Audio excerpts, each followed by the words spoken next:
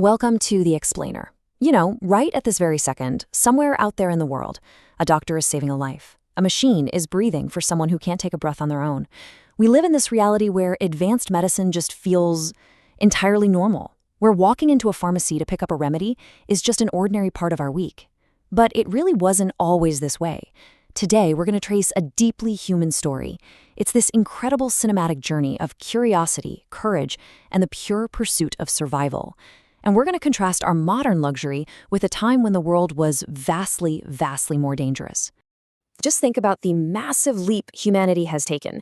I mean, we've gone from a world where people had absolutely zero clue what caused disease, where a simple everyday cut from a branch could literally be a death sentence. Back then, the absolute best treatment a healer could offer you was a heartfelt prayer and maybe a handful of dried leaves. Today, we have tiny pills that fight off microscopic infections and complex machines that literally sustain life. It's a staggering contrast. And the journey from that ancient world to our modern one is honestly one of the greatest stories ever told. At the very heart of this journey, though, is one quiet but profoundly powerful question. Why do we get sick, and how can we heal? This single question has driven human curiosity and incredible courage, from the very first healers who walked the earth, all the way to the breathtaking medical marvels we see today. It's a question that connects every single one of us, right? Because every one of us, at some point, has needed to be healed. To truly grasp the sheer scale of our medical history, we have to look at this incredible timeline of human progress. We're tracing a rapid path that starts not hundreds, but tens of thousands of years ago. We'll move swiftly through the great ancient civilizations, to the meticulous observations of the Greeks, and through the profound intellectual preservation of the Islamic Golden Age. We're going to walk through this entire timeline together. So, let's dive right into Section 1, the first human healers and medicine before history. Picture this. 60,000 years ago, someone cared enough to place healing herbs right beside a sick loved one. We actually know this history not from books, but from the earth itself. Archaeologists have found medicinal plants buried alongside human bones dating back over 60 millennia. These early shamans and healers, they were vital community figures. They used roots and leaves to reduce fevers and clean wounds, but they also believed illness was a spiritual imbalance. So for them, healing was this beautiful, holistic pursuit of harmony between the physical body and the surrounding natural world. Moving on to Section 2, Egypt and Ancient Greece, focusing on writing and natural laws. As the great ancient civilizations started rising, medicine finally began to be systematically recorded. The Egyptians left behind these incredible papyrus scrolls, like the Ebers Papyrus from around 1550 BC. This thing contains over 700 remedies. It's this fascinating mix of science and magic, really, where doctors were also priests, using herbal remedies right alongside spoken prayers. And remarkably, they actually used willow bark to reduce pain and swelling. Now, willow bark contains a natural chemical that is the exact basis for modern aspirin. They discovered its power thousands of years before modern science understood the chemistry behind it. And then we travel across the Mediterranean to ancient Greece, where a man named Hippocrates completely revolutionized how we view illness. He made this monumental shift toward looking for natural explanations for disease, rather than supernatural ones. He taught his students to observe, to record honestly, and he established a code of medical ethics that we still use. First, do no harm. Just pause and let the gravity of that sink in. It is a brilliant, enduring philosophy that captures the spirit of care, humility, and caution that still defines the medical profession today. Next up is Section 3, the Islamic Golden Age and preserving the flame.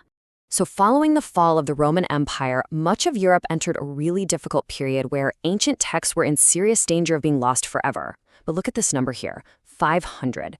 This represents the 500 years that one single book guided the medical faculties of European universities. It was called the Canon of Medicine, and it was written by a brilliant scholar named Ibn Sina, also known as Avicenna, born in 980 AD. He took all known medical knowledge and organized it into a beautifully clear, logical system. Think about that. One man's lifetime of work, guiding human healing for half a millennium. From the 8th to the 13th centuries, the Islamic world basically became this vibrant center of intellectual adventure. Scholars in cities like Baghdad, Cairo, and Cordoba, they didn't just translate ancient knowledge, they built upon it with incredible enthusiasm. They made massive advancements in surgery, in pharmacy, and even in understanding the intricate anatomy of the eye. They preserved the flame of medical knowledge during otherwise dark times. It's a really powerful reminder that the story of medicine is a global story. It belongs to absolutely all of humanity.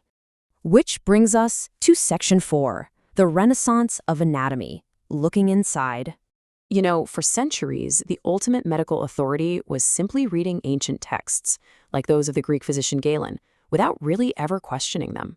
But because dissection had been strictly forbidden for much of human history, those old texts contained significant errors. The Renaissance brought a new, intensely curious spirit to the table. It demanded a shift from blind authority to the highly difficult, deeply personal practice of direct observation and actual human dissection. And this massive shift, it was championed by a doctor named Andreas Vesalius. Back in 1543, he published these detailed, breathtakingly beautiful anatomical illustrations, based entirely on his own hands-on dissections.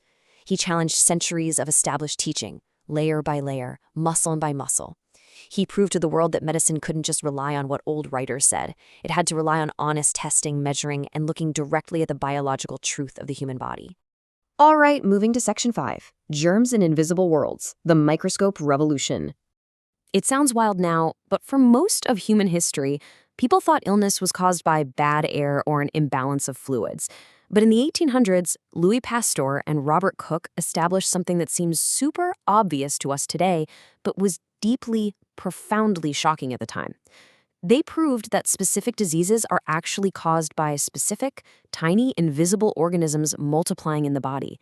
This, right here, was the dawn of germ theory. And it all happened in a sequence of monumental breakthroughs. First, a simple tool, the microscope, revealed a completely unseen world teeming with life. Second, germ theory proved these microbes were the actual villains behind infections. And third, a doctor named Joseph Lister applied this knowledge, using antiseptics to clean surgical instruments and hands.